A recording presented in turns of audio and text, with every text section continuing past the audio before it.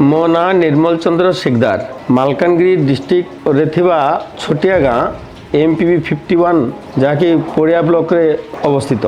मु यही गाँव रे मो घर पछरे मोर जो जमी अच्छी से जमी रे सर्वप्रथमे मु गोटे पोखरी गवर्नमेंट तरफ लोन रे नहीं थी। से पोखरी रे मु प्रथमे बड़ माछ चाष करी देखिली धान चाष अपेक्षा ए लाभ अधिक मिलूँ।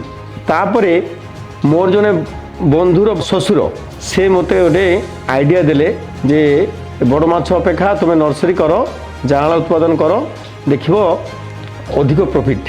आ मात्र 30,000 टंका विनियोग करी प्राय 80-90,000 टंका मु लाभ पाई प्रथम वर्ष। परे परे मु भाविली ताले मु आ धान चाष मु कहीं करी मोर जमी जी अच्छी सबु जमी रे पोखरी कली। मत्स्य चाष योजना रे आमर फिशरी डेवलपमेंट हेचरी कर सुजोग देले। तो मोट उपर मु 16 लाख टंका सब्सिडी पाइली आ 25 लाख टंकार जो हेचरी कली। हेचरी करने द्वारा मोर वर्तमान बहुत सुविधा हो पारुची। मु देश विदेश में माछ जाना पठे पारुची, स्पन पठे पारुची। मु पूर्व जो धान चाष करी से 1.5 लाख टका मात्र पाऊली।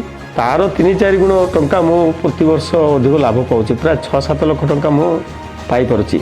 समस्त को दे खर्च कर सारा पर मु निजे रोजगार पाई पारुची।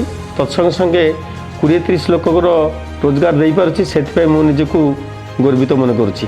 मत्स्य चाष जो सफलता अर्जन करी एवं सरकार तरफ जो हेचरी करी मु राज्य सरकार आउ फिशरी डिपार्टमेंट एवं मुख्यमंत्री को अशेष धन्यवाद जनाऊँ।